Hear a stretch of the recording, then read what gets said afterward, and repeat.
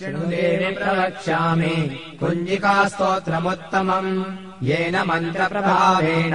चण्डीजापः शुभो भवेत् नाकवचम् नार्गलास्तोत्रम् कीलकम् न रहस्यकम् न सूक्तम् नापि ध्यानम् च न न्यासो न च वाचनम्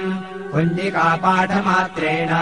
दुर्गापाठफलम् लभेत् अतिगुह्यतरम् देवि देवानामपि दुर्लभम् गोपनीयम् प्रयत्नेन स्वयोनिरिव पार्वती मारणम् मोहनम् वश्यम् स्तम्भनोच्चाटनादिकम् पाठमात्रेण संसिध्ये कुञ्जिकास्तोत्रमुत्तमम् ॐ ऐं ह्रीं क्लीं चामुण्डायै विच्चे ॐ ग्लौं हूं क्लीं ह्यूं सः ज्वालय ज्वालय ज्वल ज्वल प्रज्वल प्रज्वल ऐं ह्रीं क्लीं चामुण्डायै विच्चे ज्वल हं सं लं क्षं फट् स्वाहा नमस्ते रुद्ररूपिण्यै नमस्ते मधुमर्दिनि नमः कैटवहारिण्यै नमस्ते महिषादिनि नमस्ते शुम्भहन्त्यै च निशुम्भासुरघातिनि जागतम् हि महादेवी जपम् सिद्धम् कुरुष्व मे ऐङ्कारी सृष्टिरूपायै ह्रीङ्कारी प्रतिपालिका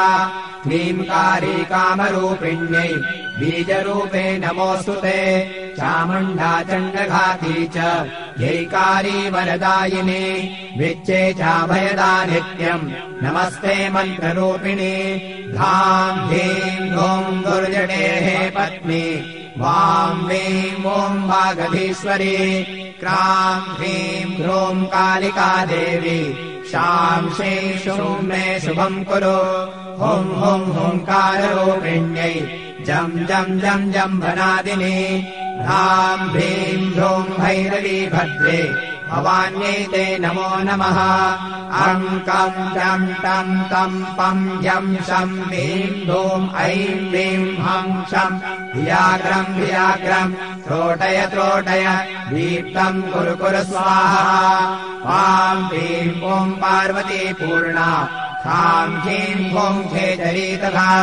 सां सीं सूं सप्तशती देव्या मन्त्रसिद्धिम् कुरुष्व मे इदम् तु कुञ्जिकास्तोत्रम् मन्त्रजागर्ति हेतवे अभक्तेनैव दातव्यम् कोपितम् रक्ष पार्वती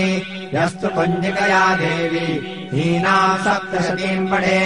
न तस्य जायते सिद्धि शरण्ये रोदनम् यथा।